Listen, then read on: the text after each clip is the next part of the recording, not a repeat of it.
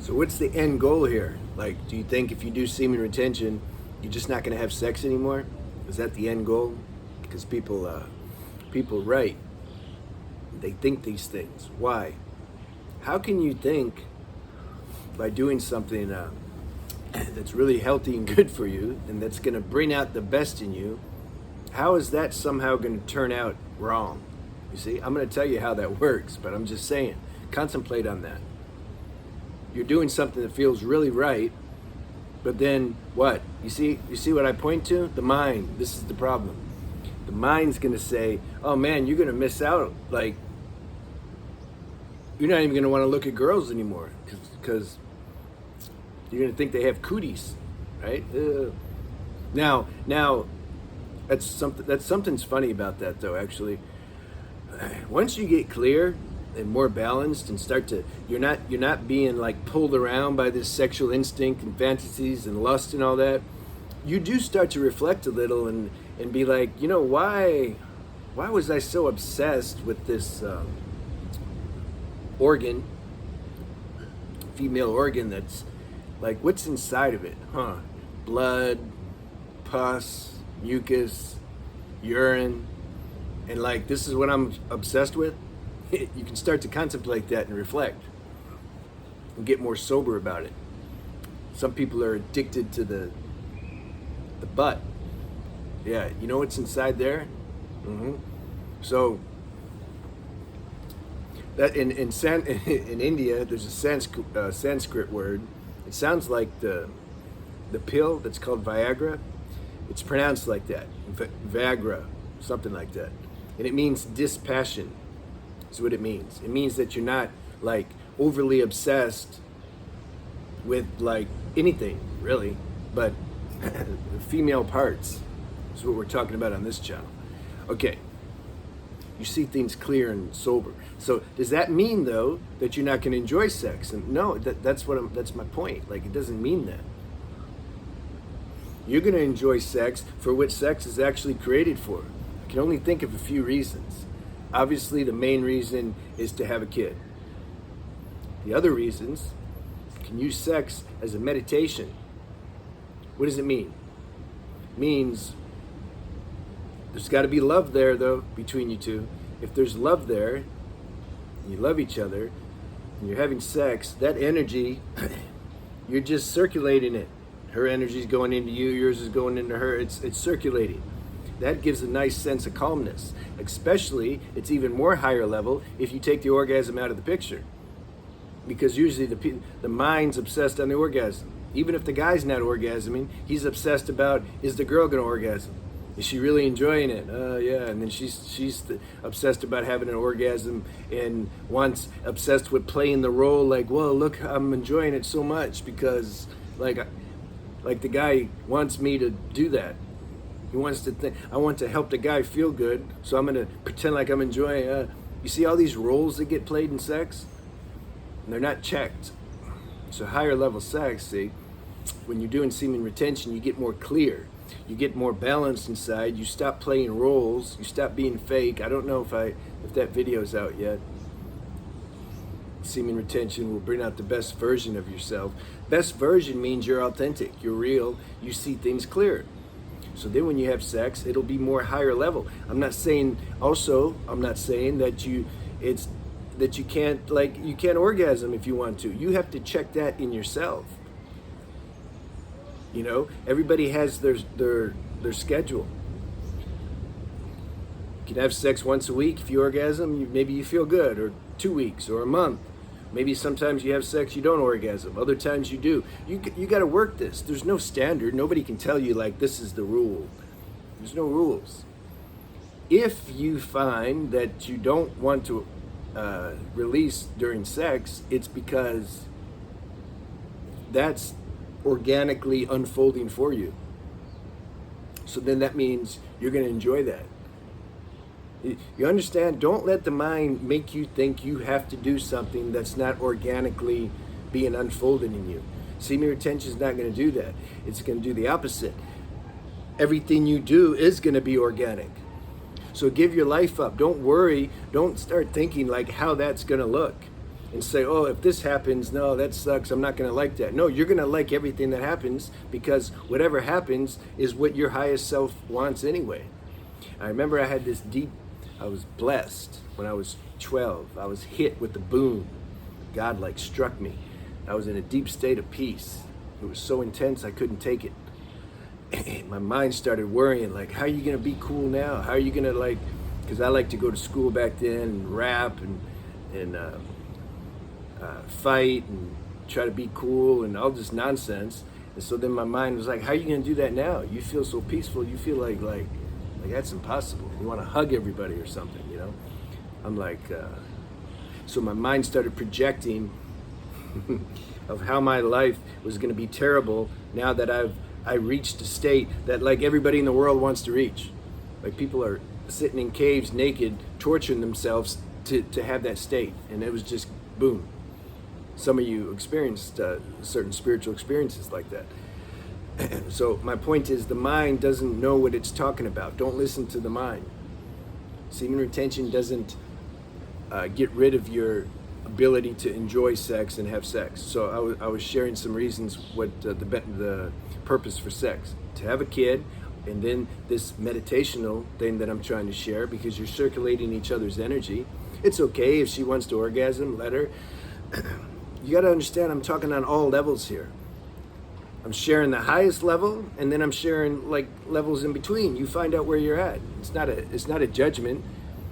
Even when I say this is highest level, that's also just another concept. You just find out which level you're in.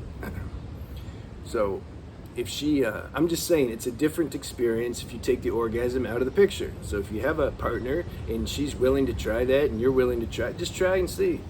You might find you get bored. You're like, what are we doing? Yeah, because you don't know how to be intimate and just enjoy sex and the flow of energy on a more subtle level. Because we're conditioned to want to go for this hit. We want that strong hit that an orgasm gives. That's conditioning. That's okay. If you want to do it, do it. So if she wants to orgasm, let her orgasm. But anyway, sex can be medicinal. Those who have had a partner where you really care for, you feel afterwards like, it's like, man, this feels pretty damn good. This is like, I feel high. You see? So sex can do that.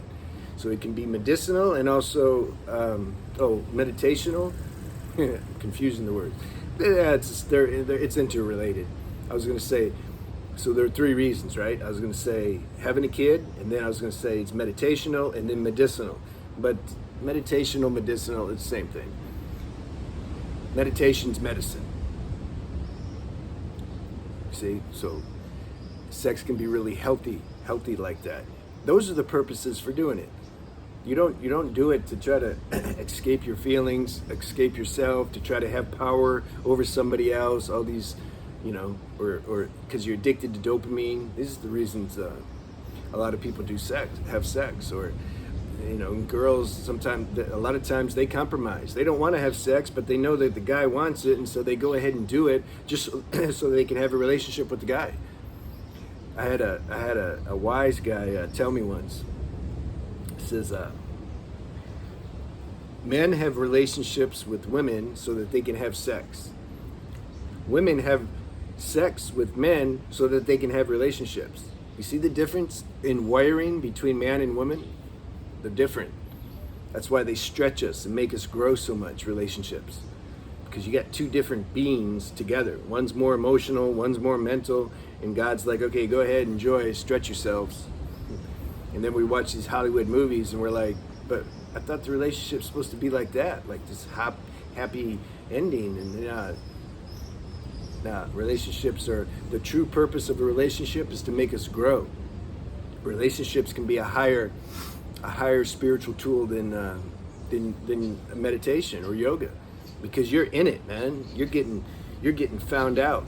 All your little expectations and ideas you have and insecurities, all that gets like brought to the surface. So then are you man enough to look at it? See? Those who are, I was doing a consult with the brother, talked for 90 minutes.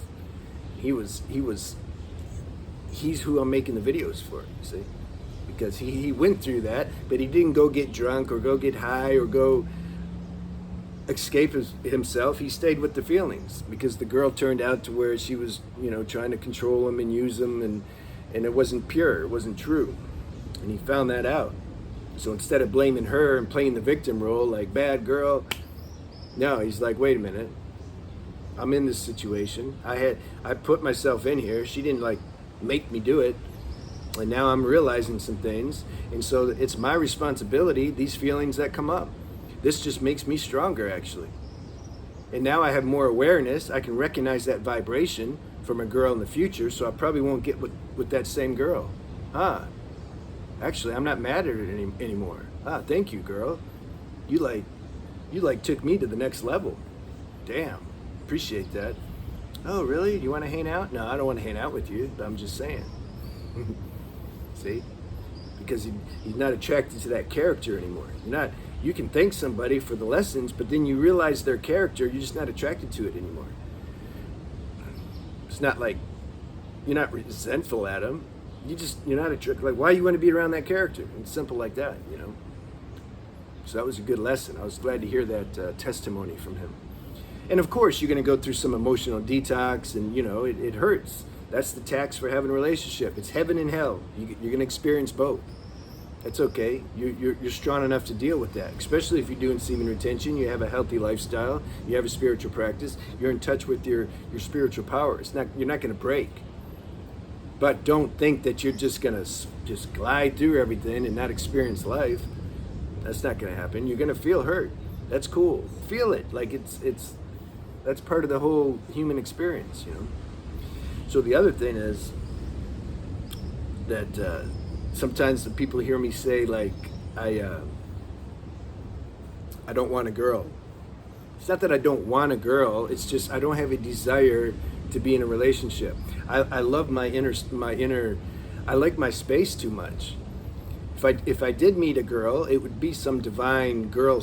The universe would want me to meet the girl. You see, because I don't have any personal desire to meet a girl. But let me finish on that part. Why? Why do I have no personal desire to meet a girl? Because, see, people misinterpret and they think, oh, he's been doing semen retention for several years, so that's why he don't want a girl. Oh, man, so that's going to happen to me?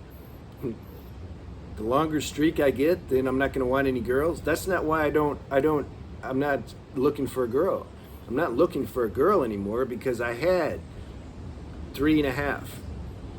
I call the half a half because we didn't have sex, but it was super strong. I had 3.5 like really deep connections, deep chemistry. Girl was my best friend and we're having sex. I felt like I was with myself. So I've already experienced that. As great as it is, any experience, I put that at the highest. Having a partner like that where you just, man, it's great, it's fun, but still it'll get boring after a while. There's only one thing that doesn't get boring: this recognition of your true spiritual self. That's the real relationship. I talk about that on my spiritual channel, Spiritual Renaissance, where it's called something like the highest relationship. The highest relationship is this human self being aware, you can say, of your formless self. That self that's not going to die when this body drops. You see, so there's an apparent duality there. It's like this is what meditation, spiritual practice is. There's this contemplation, and this you're having sex with yourself, basically. Your human self, your mind and attention is on, you can say, your true self, your presence, or inner self, or formless self. Doesn't matter the words. So that's the only thing that doesn't get boring. So we have to try everything else for a while to finally realize, like, damn, everything gets boring. But anyway, it's not that it gets boring, but it's just not that, like, I have women in my life today where, man, we're full on, like, we connect deeply. But I don't bring sex into it because I'm a little smart. When it comes to that, I'm retarded in a lot of other things. But with this, I made a video on another channel, after sex, it's all downhill. See, there's a lot of things that happen when you have sex. You guys know, changes things. More expectations now. Your energies are in each other, and it's like you just want them to do things maybe they don't want to do. You're not acting anymore. All the role playing that you do when you first meet, that's done now.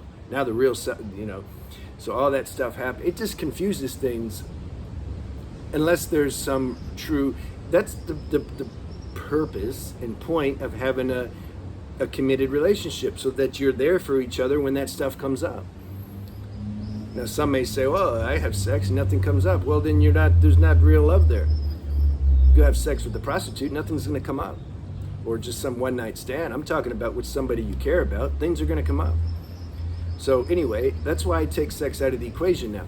But it's not a intellectual thing. It's not like, okay, this is the best thing to do. Okay, I'm going to do it. I had to be satiated through experiencing, having sex, in knowing how that feels and how does she feel, and all those desires had to be fulfilled. So I've went through that. That's why I'm not so interested in having a girl today. And like I said, I like my own space. I like living in my own apartment.